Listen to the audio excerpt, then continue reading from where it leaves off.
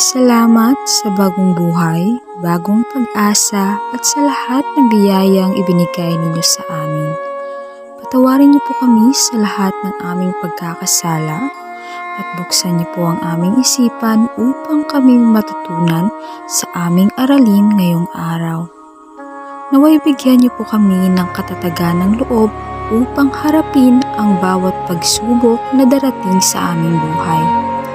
Naway gabayan niyo po kami sa paggawa ng mga kabutihan sa aming kapwa upang maging mas karapat-dapat kami sa iyong pagpapala. Amen. A blessed day to everyone. This is Temple Christian Academy, Kabankalan Incorporated, verse for the week. Proverbs 4:7. Wisdom is the principal thing, therefore get wisdom, and with all thy getting, get understanding.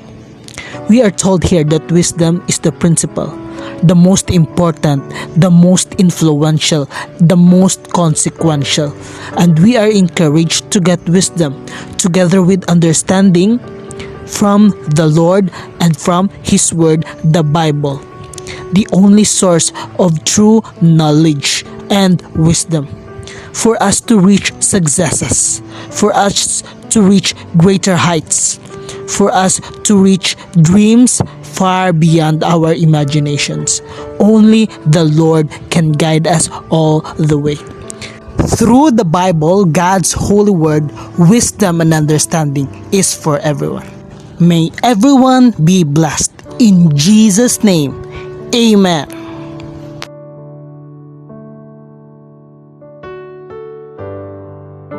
Hello grade 9! Magandang araw! So panibagong linggo, syempre panibagong aralin na naman tayo. Ngayong araw, aalamin natin ang kahulugan ng pagkonsumo. Alamin din natin kung ano nga ba ang iba't ibang salik na nakakaapekto sa pagkonsumo ng bawat tao. Handa na ba kayo? Tara, samahan niyo ako. Yan pag sinabi natin pagkonsumo. So, ang pagkonsumo ay pagbili o paggamit ng mga produkto o serbisyo upang matugunan ang pangangailangan ng tao. So, halimbawa, yung pagkonsumo kapag bumibili ka ng mga maraming bagay sa grocery store upang ito ay iyong magamit sa iyong bahay, sa iyong pamumuhay. So, ito ay masasabi mo ng isang uri ng pagkonsumo. Mga uri ng pagkonsumo. Ngayon tatalakayin natin ang iba't ibang uri ng pagkonsumo. Una, tuwirang pagkonsumo. Sa pagkonsumo ng produkto at paglilingkod, ito ay tuwiran o daglian kapag ang taong gumagamit ay nasisiyahan kaagad o natamo kaagad ang kaniyang mga pangangailangan. Halimbawa na rito ay ang pagbili ng mga gamit, mga kagustuhan mo, bag, ano pa ba? Kotse.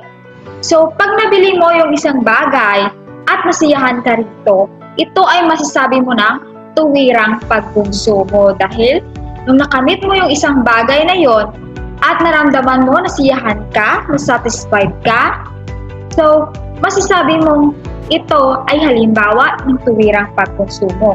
Pangalawa, produktibong pagkonsumo.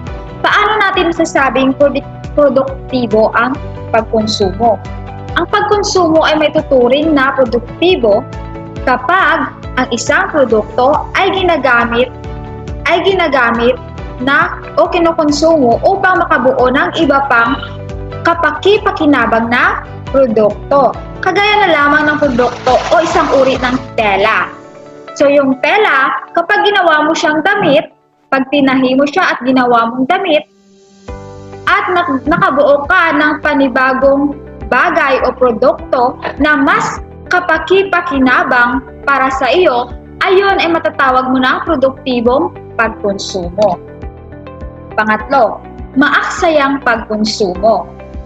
So, magiging aksaya lang ang pagkonsumo kapag ang pagkonsumo ay sobra kung ihambing sa kanyang pangangailangan, sa pangangailangan ng isang tao, kagustuhan, at ito ay magiging maaksaya, kagaya na lamang ng mga kuryente natin.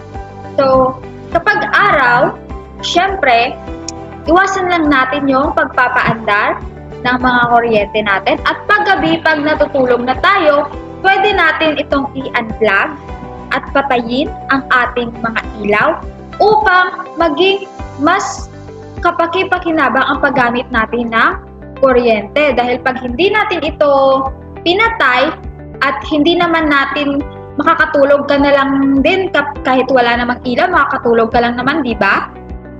So, kung makakatulog ka lang naman na walang ilaw, mas mabuting patayin mo yung ilaw at para hindi ito maging maaksayang pagkonsumo. Dahil magiging maaksaya lang to kapag hindi naman kinakailangan o magagawa mo naman yung isang bagay kahit wala ang bagay na yon. So, dapat conserve energy, patayin yung ilaw kapag hindi naman ginagamit, at dapat i-unplug dahil kahit nakapatay yun, pag hindi mo na-unplug, kumakain pa rin yun ng kuryente. At yun ay magiging dahilan kung bakit nagkakaroon ng maaksayang pagkonsumo. Dito naman tayo sa mapanganib o makapinsalang pagkonsumo. Bakit maituturing natin itong mapanganib? Nakakapinsala ang pagkonsumo kapag ito ay maaaring maging banta sa kalusugan. Kagaya na lamang ng mga inumin, kagaya ng Red Horse, ng mga drugs. So, yan ay hindi mabuti sa ating kalusugan. Kaya ito ay magiging resulta sa ating magiging resulta sa ating pamumuhay, magkakaroon ng masamang resulta sa ating katawan. At ito ay magiging isang panganib at mapaminsalang paggamit ng mga pagkain o paggamit ng isang bagay. So, para maiwasan ang mapanganib o nakakapaminsalang pagkonsumo, dapat piliin na lang natin yung mga bagay o bilhin natin yung mga bagay na mas kailangan natin, mas makakatulong sa atin, at iwasan natin yung mga bagay na wala namang epekto kundi masamang epekto o panganib lang naman sa ating kalusugan. So, punta tayo sa mga salik na nakakaapekto sa pagkonsumo. May iba't ibang salik na nakakaapekto sa pagkonsumo ng isang tao. Ang pagkakaiba ng kanilang katangian, dahilan kung bakit nagkakaiba ang paraan at dahilan ng kanilang pagkonsumo. Sa susunod na slide ang mga salik. So, una ay ang prinsipyo ng kahalagahan. May mga pangangailangan na dapat tugunan kaagad upang hindi magkaroon ng masamang epekto sa kalusugan. Kagaya na lamang pagkain, damit, at tirahan. So, ito yung mga pangunahing pangangailangan ng tao at needs ng mga tao. So, kung wala ito, syempre, ito ay resulta sa pagkasakit o worst, pagkamatay. So, dapat mas pahalagahan natin ang pagbili ng pangangailangan natin upang mabuhay kaysa doon sa mga bagay na hindi naman masyadong kailangan. Halaga ng bilihin at kakayahang bumili. Karaniwan sa mamimili, lalo na sa limitado ang pambili, ang nagnanais na makabili ng pinakamaraming produkto sa pinakamababang halaga. So, karamihan sa mga mamimili, wala naman silang masyadong malaking pera para ibili ng mga mamahaling bagay. Pero syempre, merong mamimili na wais. Kung baga, kanilang pumili ng mga bagay na nasa mababang presyo. Halimbawa na lamang sa mga divisoria, yung nakikita ninyo. So, yung mga produkto dyan, makakabili ka ng maraming produkto sa mababang halaga lamang. Kaya yun ay dahilan kung bakit sila ay nakakatipid. So, yan ay ilan lamang sa uri ng mamimili. Punta tayo sa motibo ng mamimili. Motive, mga dahilan. May kahirapan hulaan ang motibo ng mamimili dahil sa iba't iba at pabago-bago ang mga ito. Siyempre, hindi mo alam kung ano yung nasa isip ng isang tao, ng isang mamimili. May namimili upang makipantay sa iba. So, minsan, yung ibang tao, bumibili lang ng isang bagay, bumili lang ng ref dahil may ref yung kapitbahay. Bumili lang ng TV, ng flat screen na TV dahil may flat screen yung kapitbahay. So, merong mga ganyang klaseng mamimili. Yung hindi sila nakokontento at kung ano yung sa iba, yung nakikita nila sa iba, gusto rin nila bilhin. At may mga namimili upang makatulong sa pamumuhay ng iba. At meron ding mga mamimili na bumibili ng isang bagay upang ibigay sa mas nangangailangan. O kagaya ng pagbigay ng regalo upang makabigay sila ng kasiyahan sa kanilang kapwa. So, yan ay ilan lamang sa uri ng mamimili. Kung minsan naman, iba bumabase sa tatak ng isang produkto at pag-aanunsyo ng produkto. Nagaganyak ang bumibili ng isang produkto ang mamimili dahil sa tatak lalo na mayroon na silang karanasan at uring nagbibigay ng kasiyahan. So minsan bumibili yung tao dahil sa meron na silang karanasan sa ganyang produkto. O siguro na nagandahan sila sa ganyang produkto kaya bumili sila ulit. At ito ang mga dahilan kung bakit mabilis ang mabili yung mga bagay, yung mga pangunahing bagay. So kagaya lamang ng gatas, mga produkto na ginagamit sa loob ng bahay, mga kape, sabon, o kaysa sa ibang produkto. So kung ikukumpara natin yung mga produkto na ginagamit sa loob ng bahay kaysa sa mga produkto na gusto lamang para sa kagustuhan lamang ng tao, yung mga bag, mga cellphones, so mas nabibili talaga yung mga produkto na ginagamit sa pang-araw-araw na pamumuhay natin, kagaya ng pagkain at mga produktong ginagamit natin sa loob ng bahay.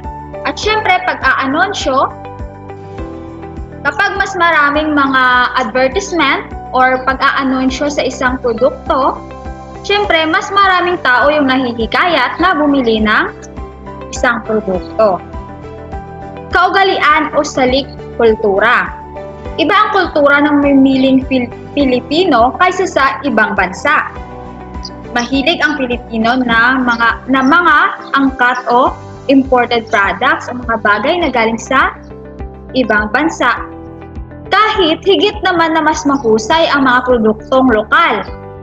So minsan, ito na yata yung kaugalian ng mga Pinoy. Mas gusto pa nila o mas binibigyang halaga nila yung mga imported products kaysa sa mga produktong lokal na gawa dito sa Pilipinas. So dapat hindi ganon. Dapat tangkilikin ang sariling atin bago natin tangkilikin yung produkto na galing sa ibang bansa. Punta tayo sa mga salik na nakaka-impluwensya sa pagkonsumo. Mga salik na nakaka-impluwensya sa pagkonsumo o narito ay ang kita. Ang kita ay tumutukoy sa salaping tinatanggap ng tao katumbas ang ginagawang produkto at serbisyo.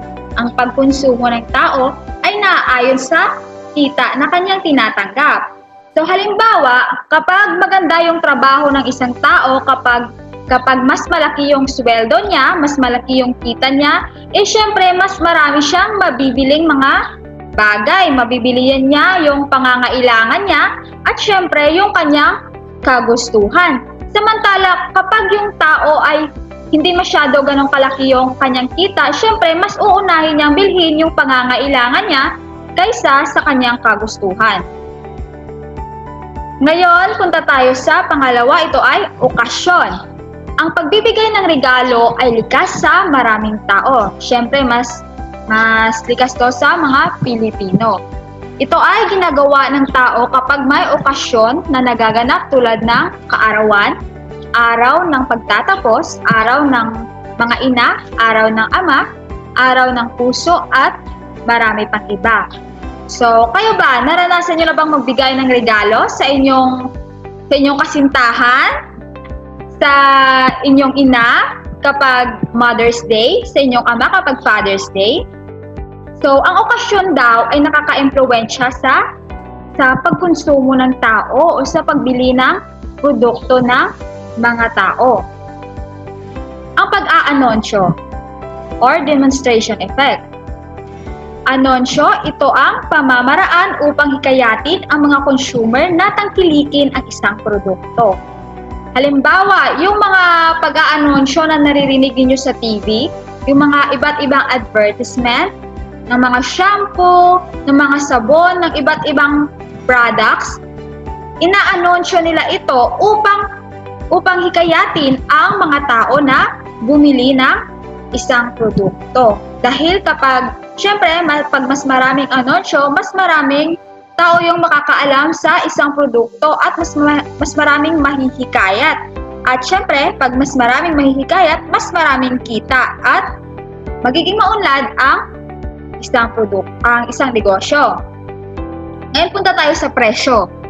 Ang presyo ito ay ang salik na maglilimita o makakadagdag sa pagkonsumo ng mga produkto at serbisyo. Ang pag-alam ng presyo o halaga na katumbas ng produkto at serbisyo ay mahalaga upang mabatid kung kaya isang tao na bilhin ang isang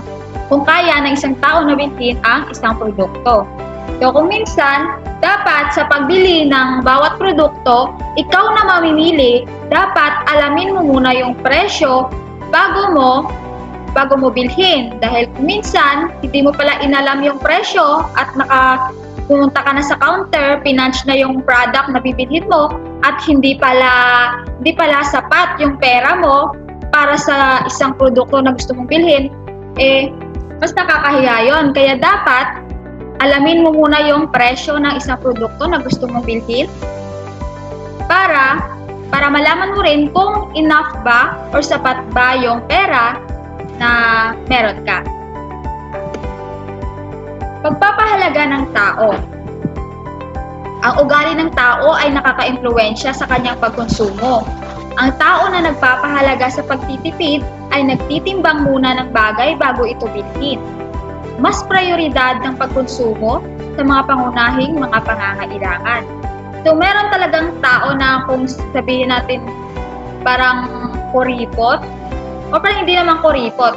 Minsan kasi talaga na hindi ganun kasapat yung pera mo para bilhin yung iyong kagustuhan. Kaya merong tao na nagtitipid o tinitimbang niya talaga kung ano yung dapat niyang unahing bilhin. Kung uunahin niya ba yung pangangailangan o uunahin niya ba yung kagustuhan niya lamang. So dapat dito sa pagpapahalaga, dapat mas papahalagahan mo yung pangangailangan mo, yung mga bagay na ginagamit mo sa pang-araw-araw mong pamumuhay kaysa doon sa mga bagay na kagustuhan mo lamang. O mabubuhay ka lamang kahit wala yung mga kagustuhan. Pero hindi ka mabubuhay kapag wala yung pangangailangan mo. At punta tayo sa umiikot lamang ang pangunahing pangangailangan sa pagkain, damit, at tirahan. So ito yung mga dapat una mong tugunan bago mo bilhin ang iyong mga wants or mga kagustuhan. Panahon. Bakit nakaka-impluwensya ito sa pagkonsumo?